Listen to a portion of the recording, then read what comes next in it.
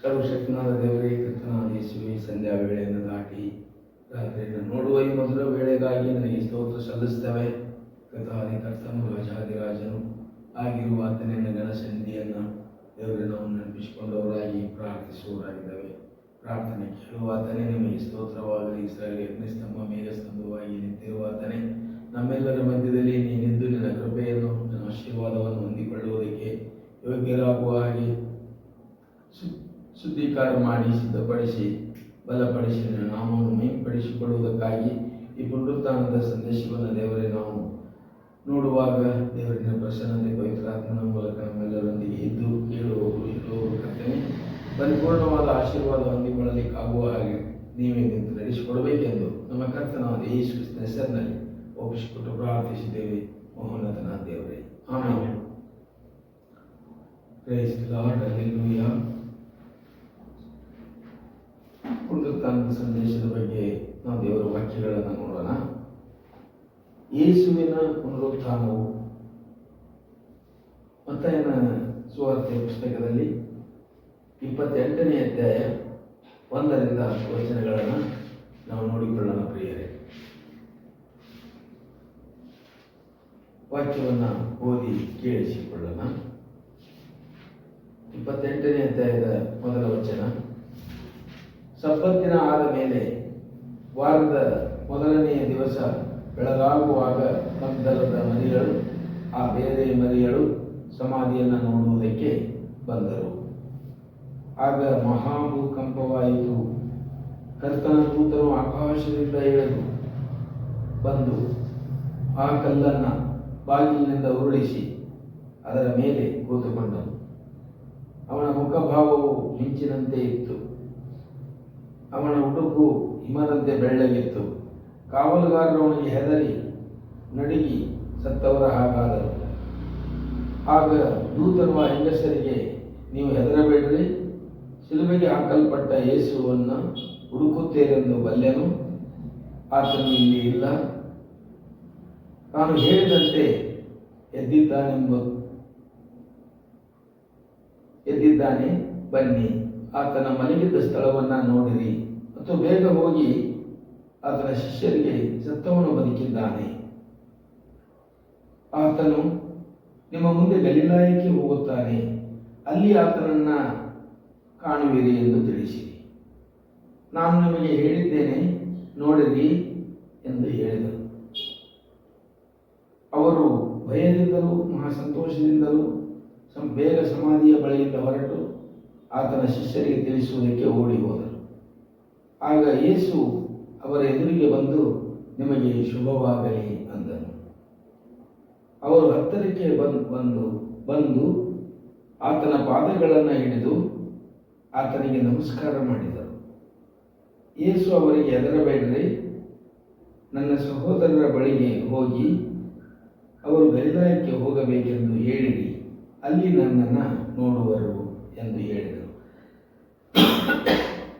ಎಂಬುವಂಥ ದೇವರ ಮಹಿಮೆಯುಳ್ಳ ವಾಕ್ಯ. ಈ ವಾಕ್ಯದ ವಿವರಣೆಯಂತ ನಾವು ನೋಡೋಣ. ಇದನ್ನು ನಾವು ನೋಡುವಾಗ ಇದು ಮಾರ್ಕನ ಸುವಾರ್ತೆಯಲ್ಲಿಯೂ, ಲೂಕನ ಸುವಾರ್ತೆಯಲ್ಲಿಯೂ, ಯೋಹಾನನ ಸುವಾರ್ತೆಯಲ್ಲಿಯೂ, ಅಪೊಸ್ತಲರ ಕೃತ್ಯಗಳಲ್ಲಿಯೂ ಈ ಸಾರಾಂಶ ಬಂದಿದೆ.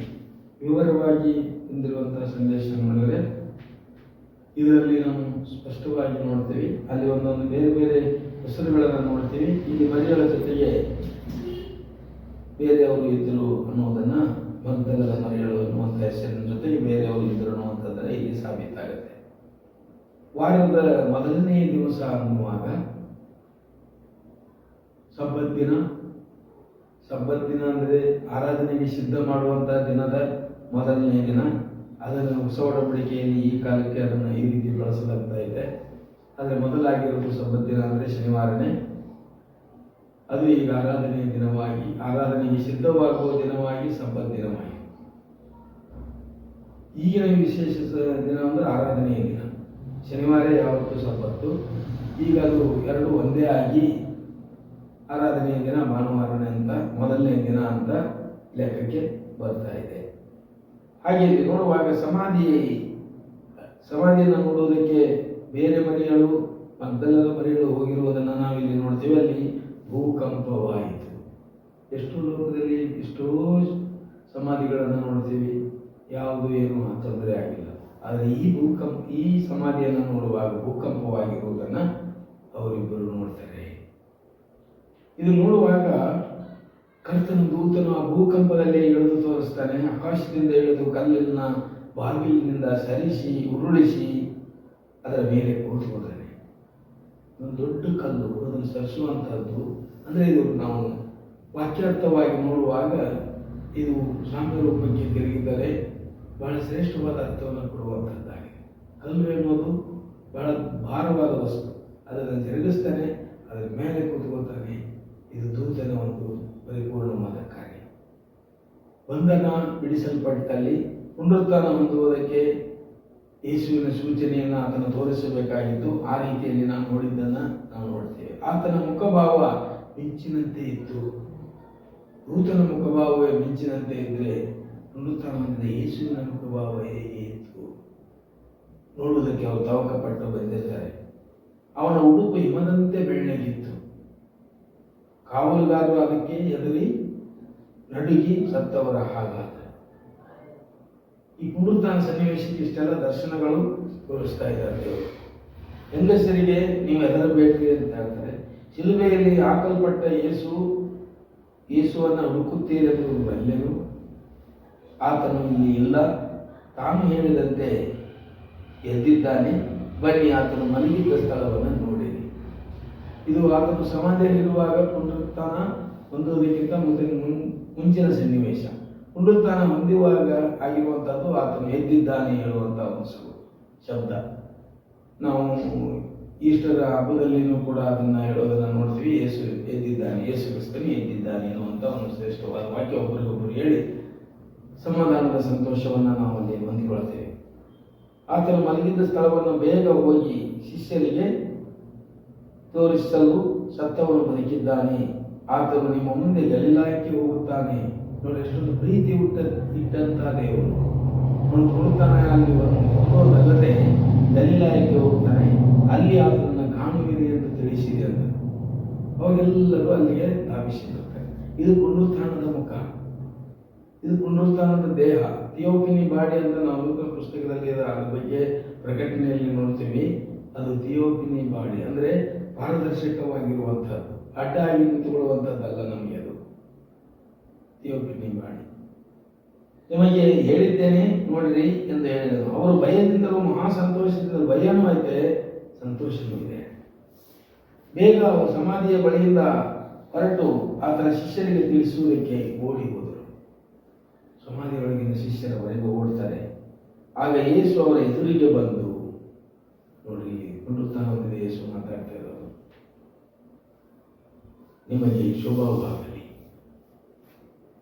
ಆದಿಯಲ್ಲಿ ದೇವರು ಭೂಮಿಯ ಮೇಲೆ ಇದ್ದು ಅದನ್ನು ನಡೆಸುವಾಗ ಬೆಳಕಾಗಲಿ ಎಂದರು. ಇಲ್ಲಿ ಶುಭವಾಗಲಿ. ಈ ಶುಭ ಏನೇನಿದೆ ಇದರಲ್ಲಿ? ಬೆಳಕಿದೆ, ಜ್ಞಾನವಿದೆ, ಆಶೀರ್ವಾದ ಇದೆ, ಸಮೃದ್ಧಿ ಇದೆ, ಕ್ರಿಸ್ತನ ಪ್ರೀತಿ ಇದೆ. ಶುಭವಾಗಲಿ ಅನ್ನುವಂಥ ಒಂದೇ ಒಂದು ಪದ, ಶುಭವಾಗಲಿ ಅಂದನು. ಅವರ ಹತ್ತಿರಕ್ಕೆ ಬಂದು ಆತನ ಪಾದಗಳನ್ನು ಹಿಡಿದು ಆತನಿಗೆ ನಮಸ್ಕಾರ ಮಾಡಿದರು. ಪುನರುತ್ಥಾನ ಹೊಂದಿದ ಯೇಸುವಿನ ಪಾದಗಳು ಬಂದವರಿಗೆಲ್ಲ ಸಿಕ್ಕುವಾಗ ಯೇಸು ಅವರಿಗೆ ಹೆದರಬೇಡ್ರಿ, ಅವ್ರಿಗೆ ಇನ್ನೂ ಧೈರ್ಯವಾಗಿ ಹೇಳ್ತಾನೆ. ಈಗ ಮೊದಲನೇ ಹೇಳಿದ್ದು ಶುಭವಾಗಲಿ, ಆಮೇಲೆ ಎರಡನೇದು ಹೇಳಿದ್ದು ಹೆದರಬೇಡ್ರಿ. ಎರಡು ವಾಕ್ಯಗಳನ್ನು ನಾವು ಬಹಳ ಗಮನದಿಂದ ಕೇಳಿಸಿಕೊಂಡು ಅರ್ಥ ಮಾಡಿಸಿಕೊಳ್ಬೇಕು. ನನ್ನ ಸಹೋದರರ ಬಳಿಗೆ ಹೋಗಿ ಅವರು ಗಲಿಲಾಯಕ್ಕೆ ಹೋಗಬೇಕೆಂದು ಹೇಳಿರಿ, ಅಲ್ಲಿ ನನ್ನನ್ನು ನೋಡುವರು ಎಂದು ಹೇಳಿದನು. ಗಲಿಲಾಯಕ್ಕೆ ಹೋಗುವುದನ್ನು ನೋಡುವಾಗ ಮುಂಚಿತವಾಗಿಯೇ ದೇವರಿಗೆ ಪ್ಲಾನ್ ಸಿದ್ಧಪಡಿಸಿರ್ತಾರೆ. ಇಲ್ಲಿ ಹಿಂದ್ಗಡೆಯಿಂದ ಗಲಿಲಾಯಕ್ಕೆ ಹೋಗುತ್ತಾನೆ ಅನ್ನೋದು ಹೇಳುವಲ್ಲಿಯೂ ಅವನ ದಾಹ, ಶಿಷ್ಯರನ್ನು ತಾನು ಕರೆಯಿದರೆ ತಾನೇ ಹೋಗಿ ಅವರಿಗೆ ಮುಂದಾಗಿ ಹೋಗಿ ಕಾಯಿರಿ ಅನ್ನುವಂಥ ಮಾತನ್ನು ದೇವರಲ್ಲಿ ಹೇಳುವುದನ್ನು ನಾವು ದೇವರ ವಾಕ್ಯದಲ್ಲಿ ನಾವು ಓದಿದ್ದೀವಿ, ಕೇಳ್ತಾ ಇದ್ದೀವಿ. ಸಾಮಾನ್ಯವಾಗಿ ನಾವು ಒಂದೊಂದು ಅರ್ಥಕ್ಕೂ ಒಂದೊಂದು ಶಬ್ದವೂ ಕೂಡ ನಮಗೊಂದು ಅರ್ಥ ಪರಿಪೂರ್ಣವಾಗಿರುವಂತಹ ಒಂದು ಸಂದೇಶವಾಗಿದೆ. ಇದನ್ನು ನಾವು ತಿಳಿಯುವಾಗ ಆತನ ಪುನರುತ್ಥಾನದ ಮಹಿಮೆ ಶಬ್ದವಾಗಿ ಭಾಗವಾಗಿ ನಮಗೆ ಪ್ರಕಟ ಆಗುತ್ತೆ. ಯಾಕಂದರೆ ಯೇಸು ಕ್ರಿಸ್ತನು ನಮ್ಮ ಮೇಲೆ ಇಟ್ಟಿರುವಂಥ ಅಪಾರವಾದ ಪ್ರೀತಿ, ತಂದೆ ದೇವರು ತನ್ನ ಒಬ್ಬನೇ ಮಗನನ್ನು ಲೋಕದ ಮೇಲೆ ಪ್ರೀತಿ ಇಟ್ಟದ್ದಕ್ಕಾಗಿಯೇ ಕಳುಹಿಸಿಕೊಟ್ಟಾತ. ಲೋಕ ಅಂದರೆ ಸಕಲ ರೀತಿಯ ರೀತಿಯಿಂದಲೂ ಜೀವಿಸುವಂಥ ಈ ಒಂದು ಜಾಗ, ಭೂಮಿಯ ಒಳಗಿದ್ದು ಭೂಮಿಯು ಅದರೊಳಗಿರುವುದು ಎಲ್ಲ ಯೆಹೋವನದೇ ಎಂಬುದಾಗಿ ಹೇಳಿದ ವಾಕ್ಯಾನುಸಾರವಾಗಿ ಇದು ನಮಗೆ ಶ್ರೇಷ್ಠವಾಗಿ ಆಶೀರ್ವಾದವಾಗಿ ಪುನರುತ್ಥಾನ ಮುಂಚೆ ಇರುವಂಥ ಒಂದು ಕತ್ತಲನ್ನು ತೆಗೆದು ಬೆಳಕಿನವರಾಗಿರುವಂತೆ ನಡೆಸಿದ್ದು ಪುನರುತ್ಥಾನ ಹೊಂದಿದ ಮೇಲೆ. ಅಲ್ಲಿಯವರೆಗೂ ಅವರಿಗೆ ಶಿಷ್ಯರಿಗೆ ಬೈತಾ ಇರೋದನ್ನೇ ನಾವು ನೋಡ್ತೀವಿ, ಯೇಸು ಕ್ರಿಸ್ತ ಬೆದರ್ತಾ ಇರೋದನ್ನು ನೋಡ್ತೀವಿ. ಅಲ್ಲಿ ಪುನರುತ್ಥಾನ ಹೊಂದಿದ ಮೇಲೆ ಬಹಳ ಪ್ರೀತಿಯಿಂದ ಮಾತಾಡಿಸ್ತಾರೆ ಎಲ್ಲರನ್ನು. ಇದು ಕ್ರಿಸ್ತನ ಪ್ರೀತಿ. ನಾನು ಒಬ್ಬ ಸಹಾಯಕನ ಕಳಿಸ್ತೇನೆ ಅಂತ ಹೇಳಿದಂಥ ದೇವರು ಪುನರುತ್ಥಾನವಾಗಿ ಸಹಾಯಕನಾಗಿ ನಮ್ಮೊಂದಿಗೆ ಎಲ್ಲರೊಂದಿಗೆ ಇರುವುದಕ್ಕೆ, ವಾಸಿಸುವುದಕ್ಕೆ, ಆತ್ಮಿಕ ರೀತಿಯಲ್ಲಿ ನಮ್ಮೊಂದಿಗೆ ಆತನಿರುವುದಕ್ಕೆ ಬಯಸ್ತಾನೆ. ನಮ್ಮ ಹೃದಯ ಸಿಂಹಾಸನಗಳನ್ನು ಆಶ್ರಯಕ್ಕಾಗಿ ಬೇಡ್ತಾನೆ. ಅದು ಕೊಡುವುದೆಷ್ಟೊಂದು ಭಾಗ್ಯ. ಆತ ನಮ್ಮೆಲ್ಲರನ್ನು ಆರಿಸಿಕೊಂಡಿದ್ದಾನೆ. ಯಾಕಂದ್ರೆ ಉಂಟು ಮಾಡಿದ್ದೇನೆ ಅನ್ನುವ ಅಭಿಮಾನದಿಂದ ನಮ್ಮನ್ನು ಆರಿಸಿಕೊಂಡಿರುವುದು ಬಹಳ ಶ್ರೇಷ್ಠವಾದ ಸಂಗತಿ. ಇದೇ ಪುನರುತ್ಥಾನ ಹೊಂದಿದ ಸಂದೇಶದೊಂದಿಗೆ ನಮ್ಮನ್ನು ನಾವು ತಗ್ಗಿಸಿಕೊಂಡು ಪ್ರಾರ್ಥನೆ ಮಾಡೋಣ. ದೇವರು ವಾಕ್ಯವನ್ನು ಆಶೀರ್ವದಿಸಲಿ. ಪ್ರಾರ್ಥಿಸುವ. ನನ್ನ ಮನವೇ ಯೆಹೋವನನ್ನು ಕೊಂಡಾಡು, ನನ್ನ ಸರ್ವೇಂದ್ರಿಯಗಳ ಯಾತ್ರ ಪವಿತ್ರ ನಾಮವನ್ನು ಕೀರ್ತಿಸಿರಿ. ನನ್ನ ಮನವೇ ಯೆಹೋವನನ್ನು ಕೊಂಡಾಡು, ಆತನು ಮಾಡಿದ ಉಪಕಾರಗಳಲ್ಲಿ ಒಂದನ್ನು ಮರೆಯಬೇಡ. ಆಮೇಲೆ ನಾವು ಅಂತ್ಯಾಶೀರ್ವಾದವನ್ನು ಹೊಂದಿಕೊಳ್ಳುವ. ತಂದೆಯಾದ ದೇವರ ಪ್ರೀತಿಯು, ಮಗನಾದ ಯೇಸುವಿನ ಕೃಪೆಯು, ಪರಿಶುದ್ಧಾತ್ಮನ ಅನ್ಯೋನ್ಯತೆ ಸಹವಾಸವು ಯುಗ ಯುಗಾಂತರದಲ್ಲಿಯೂ ನಮ್ಮೆಲ್ಲರ ಜೊತೆ ಇರಲಿ.